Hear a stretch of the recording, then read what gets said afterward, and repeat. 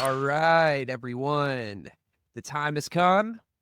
Hello and welcome to the LinkedIn Live Roundtable discussing the Q1 2025 Forrester Wave for Managed Detection and Response. I'm going to go ahead and invite in our panel, and I will introduce them shortly. All right, let's get the panel in here. Hello, panel. Hello. Yeah. All right. This is our second LinkedIn Live over the past couple of weeks. We had a really great discussion about 2 weeks ago with some members of our SOC discussing our latest annual threat reports. I encourage you to check that out. In fact, if you go to our YouTube page, which I have linked right here, youtube.com/@Expel Security, and you go to the videos tab, it's the most recent video that we've uploaded. At least at the time of this recording. So you should check that out. Really great conversation. But obviously today we're talking about the Forrester Wave. I'm going to flash a URL on the screen, this one, where you can download this report. And you better get used to see this URL because I'm going to keep sending it up here. All right. Until you click on it, go to it, and download the report. All right. So you should prepare yourself emotionally, mentally, physically, psychologically, kinesiologically, all of the logicallys to see this URL because you're going to see it. So recommend you check that out. And we're talking all about this report today. All right. My name is Ben Baker. I'm the director of content here at Expel. I'm going to moderate this discussion, a little lay of the land. I'm going to briefly tell you why we're here, then intro our esteemed guests and give some housekeeping instructions, and then get into the discussion. We'll probably go somewhere between 30 and 45 minutes, just an FYI. But first, a little bit about the report. As you may know, every other year, Forrester releases these reports called the Wave, where they assess leading vendors within a certain category. A few weeks ago, the Wave for Managed Detection and Response companies dropped, the first of its kind since 2023. Again, you can check it out right here. We've actually been prominently featured in this wave multiple times, and thankfully we were considered a leader in this year's wave as well. So what are we talking about specifically today? Well, listen, we did well. We did well in the wave, and that's something we're really proud of. We have a team of internal experts, expletives, we like to call them, that work tirelessly, literally around the clock, delivering what we consider a world-class service to our customers so that security teams of all shapes and sizes and industries can spend their time focusing on what matters most rather than chasing fires. But at the end of the day, the wave will eventually fade out of this news cycle, and what will be left is the service that we provide to our customers. So during this session, we want to highlight some of the areas that we specifically did well, but we want to hone in to why these areas matter within cybersecurity today. All right, so this is what we're going to do. We're going to focus on 3 areas we did well, 2 areas where we improved since the last wave when we were ranked a leader in 2023. And then we're actually going to discuss one area where we scored very poorly. However, we're actually okay with that. And we're going to explain why. But you got to stay on till the end to hear that part. A little cliffhanger there for you. So listen, our goal here today isn't to toot our own horn. It's to discuss what good cybersecurity looks like and why it matters. And when it comes to MDR, to help you see the Forrester through the trees. The Forester through the trees. I've been waiting to deliver that line for at least a week, at least, maybe more. All right, introductions. I'm joined here today by Lauren Horst, Director of Product for MDR Services here at Expel. Lauren has spent the bulk of her career in cybersecurity, and for the last 7 years, she's led product management, product marketing teams in the threat detection, investigation, and response space. Lauren's been with Expel for about a year and a half. Lauren, thank you for joining us here today. Next up, I'm joined by Dynamic Duo from our SOC team. That's right, Dynamic Duo. I'll start with Ray Pugh III, who is currently Director of SOC Operations here at Expel. Ray's been with Expel for 7 years, and during that time, he's been in various operational roles for our MDR, phishing, threat hunting, and vulnerability prioritization teams. Ray, hey, thanks for joining us here today. And then last but not least, we have Ben Brigida, Senior Director of SOC Operations here at Expel. Fun fact, Ben was employee number 9, Ben, here at Expel. He is an OG. He's been with the company for 8 years and has been a part of every service line launched the company. Prior to Expel, he worked at Mandiant as a managed defense SOC analyst.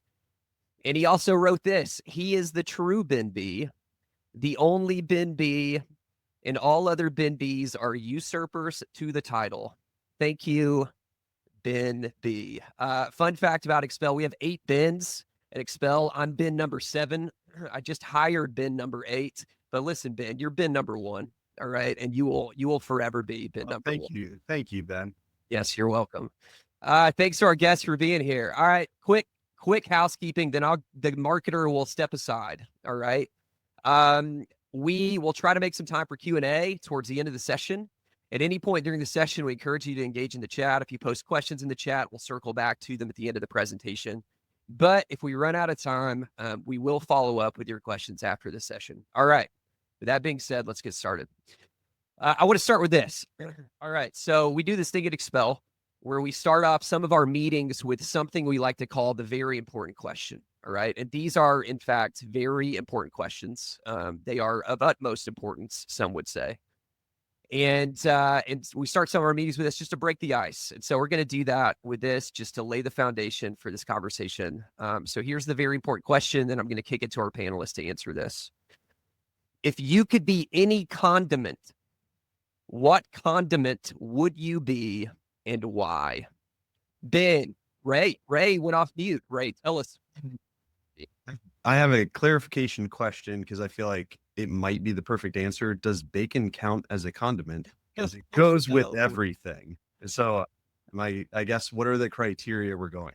Listen, we think outside the box here at Expel, and I'm okay with bacon being a condiment. So is that your answer? I would like to lock in, Mr. Moderator, if I could. Yeah, I like that. Bacon as well. That's a good call. Very good. Okay. Originally, I was going to say mustard because I feel like there can be so many different varieties, but yeah, bacon's the clear winner to me. Mustard was my choice too, for what it's worth, Ben. Maybe it's just the Ben wavelength we got going on. Lauren, what do you have to, what is your choice? Fun fact about Lauren, I hate all condiments, so I'm jumping on Ray's bandwagon and going with bacon. Bacon. Okay, listen, I'm cool with bacon being Is that a first? Is this an unexpected answer that your panel gave? Yes, I was not expecting bacon. I was expecting ketchup, mustard, mayonnaise, maybe Chick-fil-A sauce. I was not expecting bacon. So, you know. And you just saw how the innovative process that Expel works. Ray comes up with That's exactly right. That's exactly right. Okay, good. That was not expected and also fantastic. So let's get into it. Already see the comments rolling in. There we go. Bacon jam. That's a nice one. All right, so let's get into the wave here. So as I mentioned, we're going to start off with 3 areas we did well. We're going to highlight a couple of things. First, we're going to highlight detection surface coverage, specifically mentioned our ability to cover extended detection, cloud, and identity.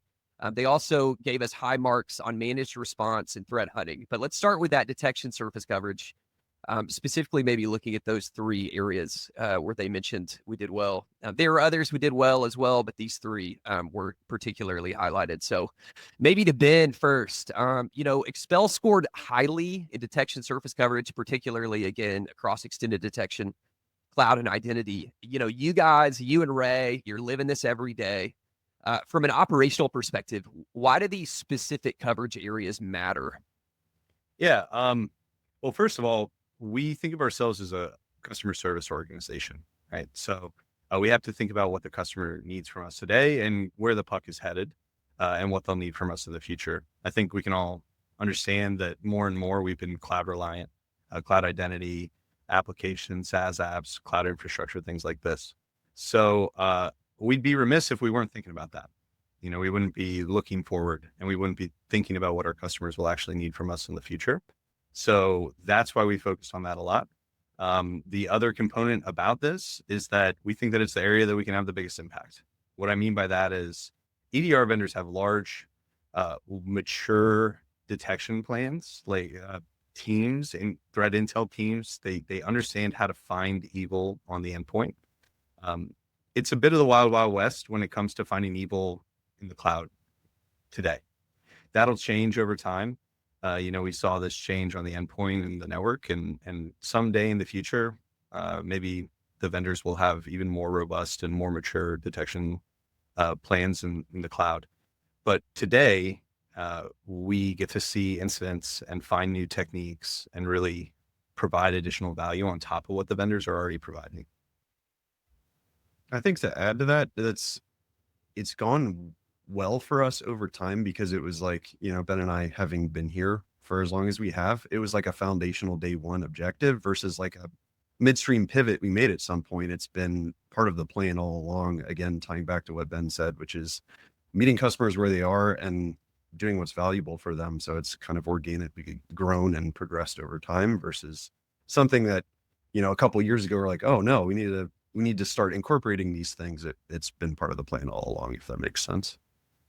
Yeah, totally. I think customer centricity is a key tenet of what we do at Expel. In fact, when I was reading through the Forrester Wave report, they mentioned this quote, speaking about us, customers, talking to our own customers, mention the provider's intimate knowledge of their environment, strong analyst experience and competency of service delivery personnel as elements they value most from Expel. So again, that intimate knowledge of environments and that ability to sort of cover whatever the customer environment entails is something that I think we're really proud of here,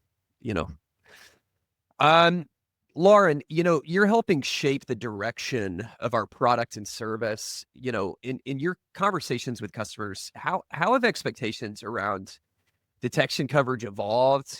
And what does that mean for the future of MDR from your perspective? Yeah, it's a great question. I think tacking on to what you've heard from Ben and Ray, EDR vendors have gotten really good at what their detections are, but we are seeing that as new tools become more prevalent, as more services become available, there is a lag there in terms of that security maturity. And what we see with customers is that, they're facing a lot of struggles when it comes to hiring, retention, having that expertise to do not only alert management, but detection engineering and detection strategy. And so what we've seen is that as we've had this growth and adoption of different tools, and especially cloud services as well, is that customers are looking more and more towards MDR providers, not just to handle that triage, but to really help guide them, help them figure out how they should be approaching detection engineering. And that's really one of the key values that Expel specifically provides, is providing that detection strategy across those attack surfaces. And, as we look forward, I think you're only going to see that continue to grow, right? Technology is not shrinking by any means. It's only more and more capabilities, more and more types of products and solutions. And I think we're going to continue to see that. We're seeing more and more of that with the OT and IoT space as well. So if I look out a year or 2 years ahead, I could certainly see a world in which MDRs are not only providing that coverage for more traditional IT environments, but also helping our customers as they expand into new technologies. And I think that's, from an MDR perspective, one of the key areas where, as an industry, we get the opportunity to provide that quality of service to, help our customers that are struggling with this, help them, it's not just about the technology aspect, it's the hiring and the retention piece. That's also a huge piece. And I know Ben and Ray are very familiar with that because they run a SOC team, right? So that's really a huge value that MDRs can provide for sure. Yeah, and we happen to run a team that was one of the first in the cloud, so a lot of places do try and recruit from us with that in mind. So yeah, it's definitely an issue in the industry. Ray and Ben, do you have any? It's kind of a wild card question for you. Do you have any? Lauren mentioned IoT. Are there any other attack surfaces right now that you could potentially foresee in the future MDRs needing to cover? Is there anything that you could think of? I know I'm kind of hitting you out of surprise. Yeah. Well, one of the things that I think that is going to be challenging that customers have brought up is a lot of the companies exist to deliver a custom application to solve some problem, and those are challenging from an MDR perspective to monitor, but they represent meaningful attack surface to our customers. And so finding a way that we can, this is years out, I think, but finding a way that we can really provide value for our customers and protect their web app, their crown jewels, like, I think is something that MDRs are going to have to figure out. I think that's a really good point. I think it has a parallel with like the whole IoT paradigm where like, oh, like your refrigerator, whatever thing is now connected to your network, and it was done with a certain functionality in mind. And just like when the internet was conceptualized, security wasn't in mind, and it's something that's had to grow over time. But to Ben's point, I think it introduces opportunities for attackers. They're going to figure out how to take advantage of that. So as availability of logging and monitoring progresses, once those threats are realized, then as just a broader team of defenders, we're going to have to figure out how to work together to shore those up. Yeah. I would assume the last thing somebody expects when they purchase a refrigerator is that it's going to be hacked by a bad actor. But it is wild to think, where the vulnerability is, the attackers are going to find it. So, yeah, shameless plug here. So we obviously got high marks for detection over cloud. We have launched an integration with Oracle Cloud as well. I think that is going out today. And so check that out on expel.com for more information there. All right, let's pivot over to another area where we scored relatively well. And by relatively well, I mean, we got a 5. Managed response. So sort of the flip side of the detection coin. Ray, managed response is a pretty broad term in cybersecurity. From your perspective, what does good managed response actually look like? And maybe within our own SOC, how do we measure success? That is a fantastic question, because I think opinions vary on, there's a number of terms in this industry that are open to interpretation, but at least to us, managed response, I think foundational to it, it starts with, all the way to the left, which is having detections that catch interesting things and are enriched with the right data sources, whether those are cross-referenced with third-party additional data sources or other elements from that specific environment's technology stack to help our team diagnose, this is an interesting thing that requires my time now with priority. And then that lends itself to effective response because you're properly oriented with the right context. And then it goes into, this is an active threat and we need to do something about it now. So what levers can we pull? Are there things, pre-configured in the system where we can take actions on behalf of customers? As well as the balance of not just letting our analysts loose to contain hosts randomly or perform certain actions. Like these are agreed upon ahead of time to make sure it matches the right risk tolerance. And then which things, fall to communicating very clearly, concisely, and with a sense of urgency to the customer. This is something you should consider doing that we recommend you do to fully mitigate the threat. So we measure that, the response times. So how quickly we're picking it up, how quickly we're performing those automated actions, and then how quickly we're making those additional recommendations, or kind of the at least high level metrics we use to measure whether we're being successful, because we're in a game where minutes matter. That makes sense.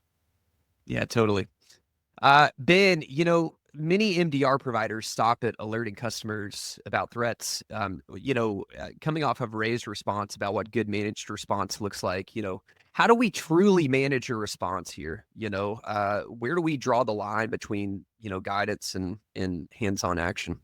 Yeah, I think Ray hit on it really well, as he always does. But we are an extension of the customer team, and what this means, like, the customers are not a monolith. We have to be able to tailor the work that we do based on the needs of the customer. So for some customers, killing a session for the user is very risk intolerant organizations, like, kill the session of anybody. There are other ones where you can't kill the session of the CEO when they're in the middle of an important call or whatever it is. So being able to tailor the system for that, is a lot of the work that Lauren's team does, and is something that helps us be an extension of the team and automatically feather the gas between guidance and hands-on action. The other component of this that is kind of not related to guidance and hands-on action is, as an extension of the customer's team, we think that we need to be there in the fight with you in the moments like that are as it is actually happening. You need to be able to get a hold of us, because when it's going on in our environment, if people don't pick up the phone, then we got another problem to handle after we get through the firefight. And so we need to be there. We need to be accessible in, a chat application or the chat applications that the customers use. We need to track that in our own workflow management system, but we need to also be accessible where the customers actually are, so that we can be an extension and manage the response through, not just provide a list of deliverables at the end. Yeah, that makes sense. Something Go I ahead. might tack on to what Ben and Ray both talked about is that, all of the things that they're doing in the firefighting and the being in with the customer, that's fantastic as we're getting through the incident. Something that's, I think, a little bit unique to us is that what they didn't say, what they should take credit for, is that after we get through an incident, their teams actually go back and they'll look and see, okay, what happened here? And not only, it's not just about what actions can they take in that moment to, contain the threat, but it's also what improvements can I make to my environment so that this doesn't happen again. And so, from the product perspective, we do provide some of those, but it's really up to, our operators who are in that firefight to recognize, and they do this on a regular basis. Where did it come from? How did it escalate? And based on what I've seen, how do I help my customer so that this same thing doesn't happen again? So it's not only being in the firefight, but it's also taking a minute to reflect to help our customers improve their overall security posture. Yeah, and to that point, a lot of times the customers are good at this. They know what they're doing, and a lot of times it is just helping point at something that's been on their roadmap for a while, but they can't get organizational buy-in. Weirdly enough, when you pay a third party to say the same thing you've been saying, sometimes it makes it easier for you to get the thing done too. So, it is both helping improve their security posture, but also helping them get things done in their own environment. Yeah, I think about the word partnership just keeps, ringing in my head.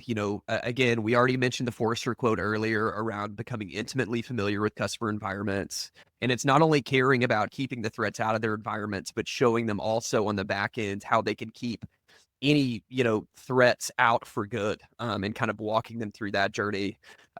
Yeah, it's knowing your customer. Abby here mentions, Ray's point is true. Knowing the end goals of the customer and varying our services for each customer is something that's unique to us. Transparency too. I know that's something the report mentioned about us as well. I think they used the phrase unmatched transparency, which that's pretty strong language. So that's something that we should really be proud of there too. That unmatched transparency does make our jobs harder. Which, of course, to be blunt, like when I was first coming here and they said that they wanted the SOC to use the same exact portal and the customers to see the same exact alerts that we're seeing, it made me had take pause, right? Like it made me a little uncomfortable. But what we've seen is that it actually prompts us. It forces us to continue to improve in a way because we know that the customer can see what we're doing. So we have to. Like it works the way that they set it up when they were talking about how to design this back in the day, which is this transparency. You can't sweep anything under the rug. Yeah. It is in our best interest to have the processes and the technology in place so that we can deliver the service that we say. And there are places that, if you don't have that pressure, maybe that's the thing that falls off. So I like having that pressure to keep us honest that way. Yeah, built-in accountability for sure. Let's pivot to threat hunting real quick. This is another area where Forrester gave us high marks. Lauren, Forrester highlighted our strength here. In your view, what makes our approach to threat hunting stand out from maybe other MDR providers in the space? Yeah, so when we think about threat hunting, traditionally, we've actually thought about it in the true purist aspect of that. But I think it's worthwhile calling out that we have two types of threat hunting. One, which is if you're a purist, you're probably going to hate when I use the term threat hunting. We're calling it this. You're probably going to call it search. But I think what's more along the lines of what a lot of the industry does is when we start to see trends of, an attack that's emerging in the industry or emerging across our customer base, we go out and look for that. That's typically what MDRs call threat hunting. And that is something that we definitely do because I think that that's something, of course you have to be able to do that. But I think what really sets us apart, that's very different from how other MDRs approach it, is that we have a very customized, tailored, hypothesis-based approach to threat hunting. So if you're more of that industry purist, you're going to call that like your capital T, capital H threat hunting. And that's where customers, they'll talk to us and say, hey, I'm worried about this maybe type of attack, or I'm worried about this particular attack surface. And I don't really know. I don't have evidence that something's wrong, but I want to check in on it. And that's where our team will work with the customer to really start just asking questions and sifting through. Typically, we'll go back, we'll look at 30 days, we'll start at 30 days worth of just raw telemetry for what the customer kind of has identified they're concerned about. And we will just start asking questions. And as we do that, that will ultimately filter into a handful, like most likely, a handful of interesting events that are worth further investigation, worth escalation.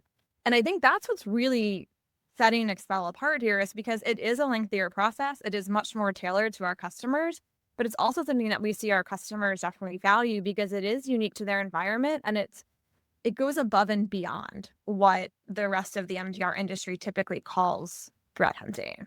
And I would say she used the word purist a few times, and she probably is thinking of me because we've had a lot of these conversations. And so, yeah, IOC sweeps, I completely agree. They're a table stakes thing where, those really timely high fidelity indicators, sweeping for those is absolutely something that is of tremendous value.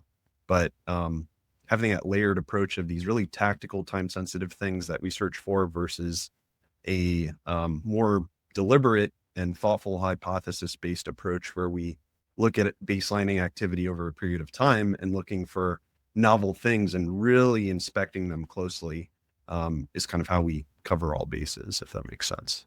Yeah, that makes sense. All right.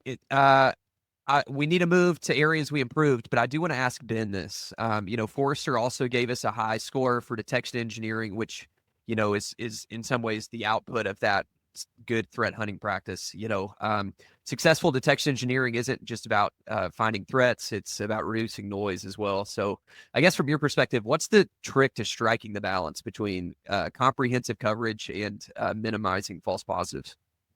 Yeah. Yeah. And in the Forrester Wave, when they're talking about detection engineering, the thing that they're talking about is, do you have operational rigor and robust controls in place to prevent an issue? Everybody and their family and their friends this year is well aware of the impact of a bad detection push.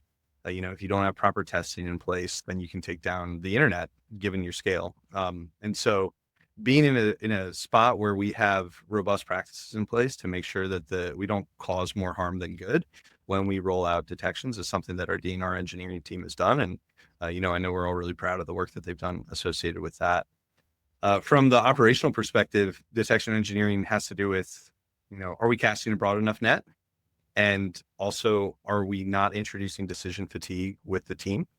Because if we alert on everything, if everything's a priority, nothing's a priority. And so if we alert on everything, the analysts, we're just passing the likelihood to make a mistake onto the human side.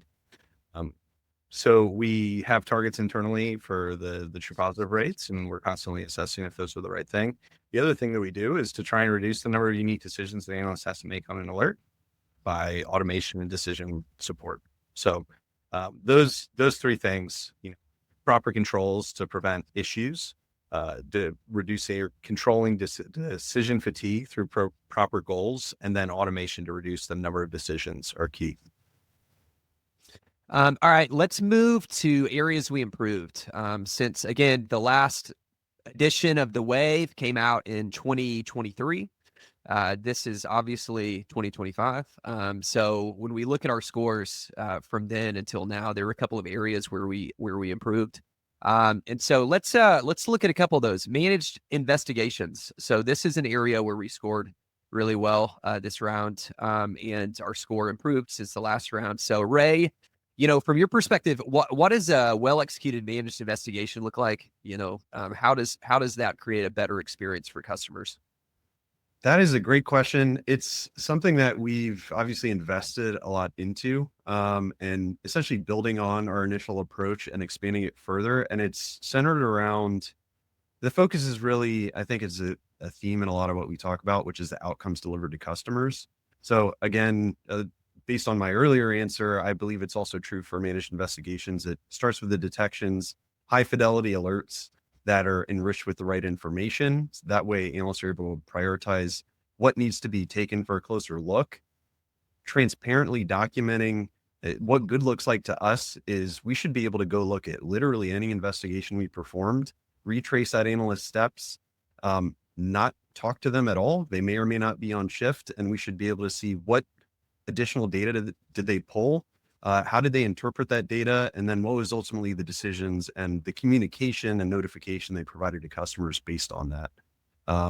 So I think as part of that, integrating with the entire customer technology stack and being able to make benefit of all that signal is really what drives that. And then we focus on what are the deliverables sent to customers. Is it, it's a lot of data. Do we provide really succinct, clear things that are telling them something of meaning and why we're telling them and what we're asking them to do about it? That's good.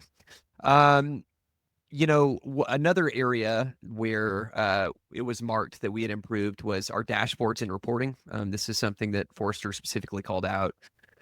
Lauren, what key enhancements have been made as far as dashboards and reporting go, and how do they help customers get more value from our service? Yeah, for sure. So I think something, tacking on to the spirit of transparency, when we look at our dashboards and reporting, we want to be very clear with customers about what we're doing for them so they can easily see our mean time to detect, investigate, respond, be that good or bad, right? And it's a really important level of transparency to have. And so when we look at what some of the improvements we've made, what's in our mind is that we have different types of users that we work with, right? So we've got our more executive level users, we've got SOC analysts inside of our customers' teams, we've got admins who are kind of managing integrations and things like that, and have their hands in a lot of different tools, not just Expel. And so as we thought about how we improve our dashboards, it's around how do we make that tailored to whoever wants to, get information. And so making that much more flexible so that you can get that C-level view if I need to report out to my leadership team on, Excel's mean time to respond, for example, and how that translates into dollars. But if I'm more of a security analyst, I can get into the nitty-gritty around investigation and incident trends, or I can check in on like the health of my integrations if that's something that's really important to me from more of that administrative engineering perspective. So it's really about, in the spirit of transparency for everything that we do, making that information accessible, regardless of who you are in your organization and how you interact with Expel. Yeah, I mean, Ben and Ray, our team, so the way that we work at Expel is our team works within the very same platform that customers can log in and see. It's sort of, in my mind, it's like a two-way mirror almost. If customers at any point want to log in and take a look at what's happening in their environment, what our SOC team is seeing, they log in and see it. And so my assumption is that Ray and Ben, our SOC teams also benefit from this enhanced dashboard and reporting capabilities. I guess my question is, how do they and how do they, like in the day-to-day, are our teams benefiting from this enhanced functionality as well?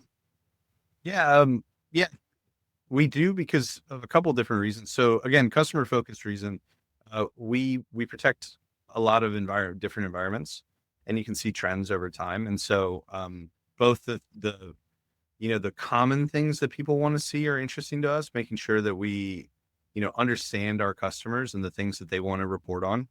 Gives us visibility into, are we appropriately valuing the things that most people do?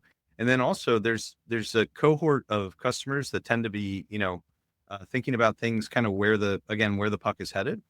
And so when they start asking for additional things, is that something that we're tracking already? Is this like, can we learn and grow from them? This is definitely a two-way street in terms of learning, hopefully. And we've grown a lot from that interaction with customers and learned a lot of the ways to think about it. The other one is that, we'll use our dashboards to keep ourselves honest. We have incredible instrumentation of Workbench, like down to the millisecond, what everyone was doing in the platform. So we can dive much deeper than those custom dashboards, and we tend to Ray and I tend to live in that world specifically.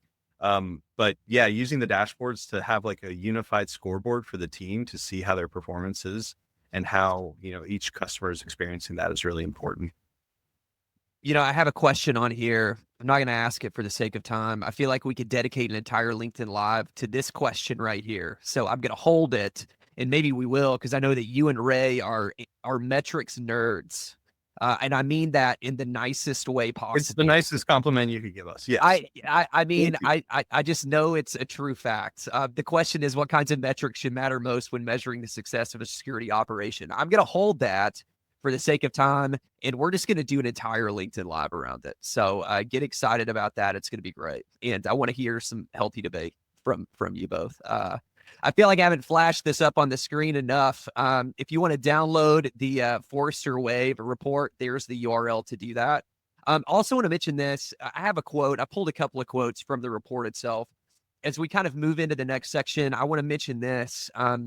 Forrester mentioned this, which I think is something that we pride ourselves on here at Expel as well. You've heard a lot from the team already about sort of our world-class numbers when it comes to, MTTR and MTTD and all that kind of stuff. And we are able to scale out these numbers because of this. Our marriage between people and technology is something that we're really proud of here. And I actually pulled this out verbatim from the report. It says, Expel strategy continues to successfully strike a balance between human delivery and software-enabled platforms that few in the cybersecurity market can replicate. That's something that we're super excited about. And obviously, I know that everybody on all of our panelists here are excited about as well. I think it's definitely a strength of ours, and it's been validated here, as you can see. All right.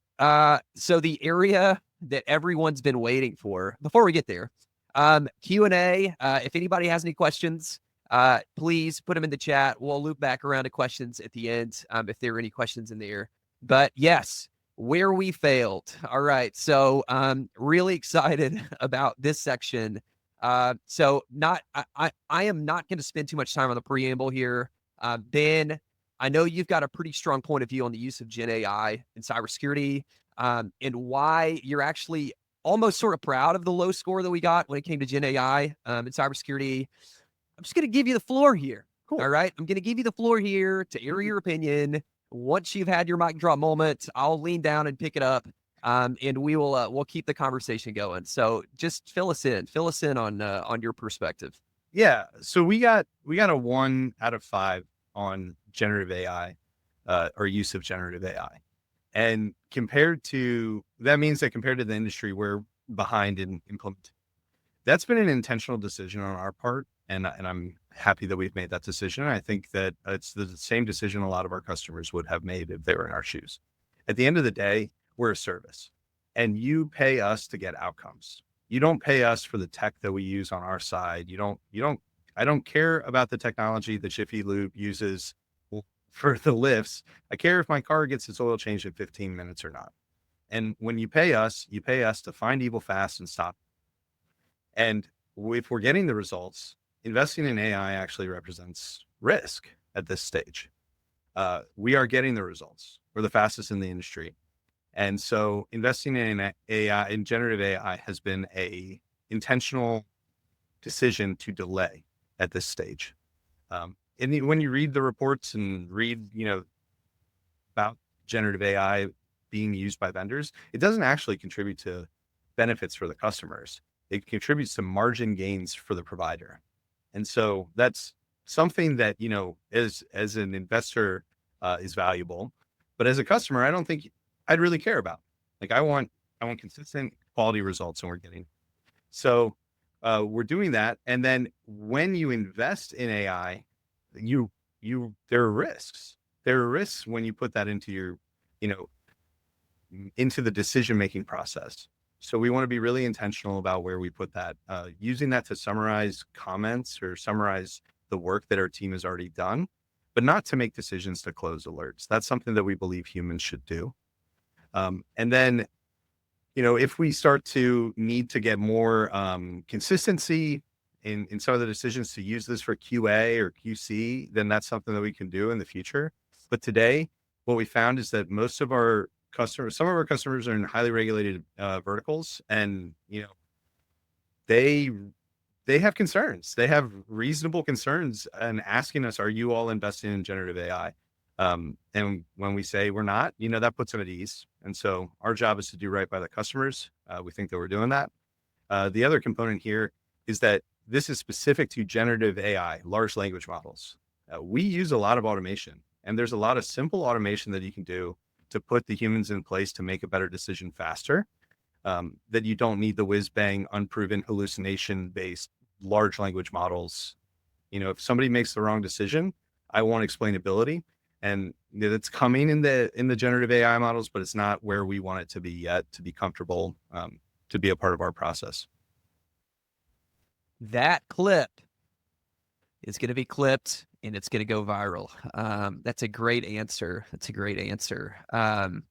As Abby Smalley says in the comments, it is all about the results. It's all about the results. So love it. Thanks, Ben, for sharing that with us. All right. So this is what we're going to do. We're going to round it out. And we're actually going to round it out with some round robin. Seems appropriate. And if there's any questions, again, if anybody has any questions, send them in here. If you don't have any questions, that's totally fine. You can reach out to us after the session and we'd be happy to field those. But round robin here, just curious, give me some debate. I want you guys to debate with each other. All right. All right. I want each participant to give a 1 to 2 minute prediction / debate on which of the scoring criteria are going to matter the most for companies in 2025 when it comes to Forrester's analysis. Yeah, and regarding the debate thing, I think the three of us spend 3 to 4 hours a week, like 10% of our time each week, talking and debating. So we're Nice. pretty lockstep at this point. Like we've had time really like come to agreement at this point. But some of the things that I think moving into the coming year or coming years is again, explainability. We have that unrivaled transparency, and the market is trying to implement that because customers need that. Customers know what they're doing. Black box security doesn't make sense. So they want to know not just why you close the threats, but why you close the non-threats too, because they want to make sure that stands up to their level of rigor. So we need more explainability. The industry as a whole does. And again, generative AI, you need that explainability as well. And then consistency. We talk a lot about like mean time to respond is a great metric, but when the outlier is something that is measured in days and it causes serious business impact, we need to figure out a way to continue to shrink those times and standard deviation smaller and smaller. It's good. Ray? I would love to disagree with Ben, but it was a perfect answer. I was trying to play devil's advocate there, but I think since we are aligned, another thing that Ben said earlier that I think is another really important piece of it is that, we covered it early on in the conversation, but extended detection, that being kind of, and you can kind of see it as well with a lot of the vendors and folks in the MDR space. It's something more recently they've been pushing into. So I think that's an indicator that they think it's going to be important into the future. And it's, there's going to be healthy competition. It's going to make, as just a broader team of defenders, it's going to make us all better. And so I expect that to be another, in addition to the consistency and explainability, I think it's going to be another thing that's going to really matter as we look into the next couple of years as well. Yeah. Disagree, Lauren. I unfortunately agree. No, I think I agree with most all of what they said. I do think, if I disagree a little bit with Ben, just a little bit. Ooh, let's go. So explainability for customers, 100%. That's incredibly critical. I think one thing that we are going to see become more and more important is also what level of explainability are we providing to our own team so that they can reach those outcomes faster. And I think that is an area that, when done correctly, GenAI can help. And that is something, in the spirit of transparency, we had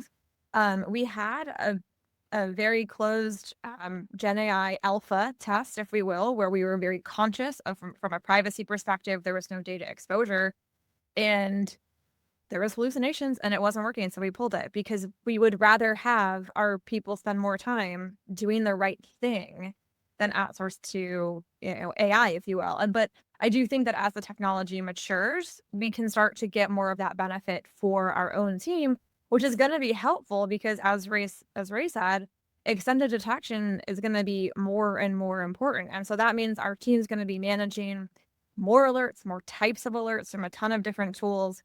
And the more we can help to get some of those quick summaries, that ultimately drives better, faster decision making. So if we leverage that in the right way, and of course, data privacy is front and center. We would not, that is a critical it's a showstopper, right? So we make sure we have to do it in the right way in order to get to those faster outcomes for the team. And then I think tacking onto the extended detection piece is certainly the response. I think as we start to see folks bring on more types of tools, they're going to want to lean on their MDR providers to handle response across those tools as well. So I would anticipate that the need for some of that response extends beyond what we're seeing today over the next year or two. So a little bit of a fight. I don't know. That's good. No, that's good. We'll take it. I guess the disagreement would come in the fact that I think that we're both saying the same thing, right? Like explainability to the customer and internally. Yeah. We can't just say like, oh yeah, we did this thing because I don't know. Right. And so passing that along and then we can explain to the customer that thing. So it feels, yeah, I definitely think that those things are related. Don't try to make peace. Don't try to make Trust me. Don't worry. No.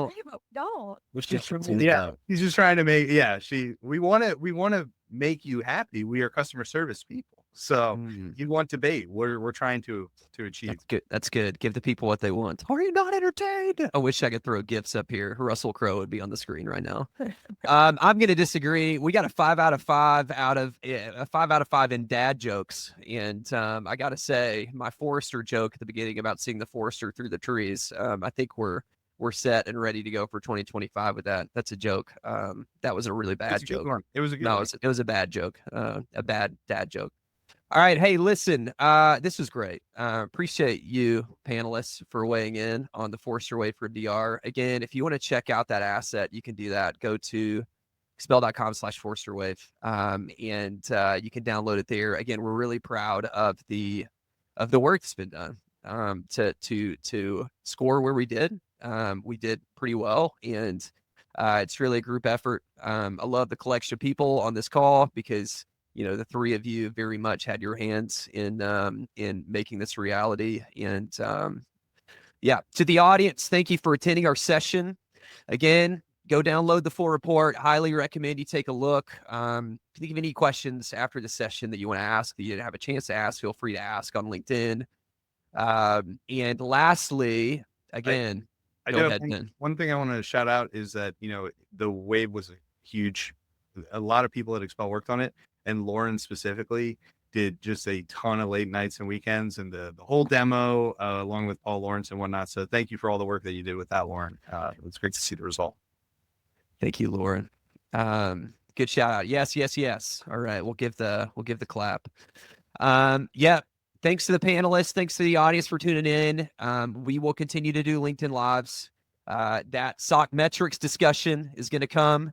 Keep your eyes out for that. And we'll catch you next time. I'm going to hit the end stream button. Thanks for joining us. Thank you.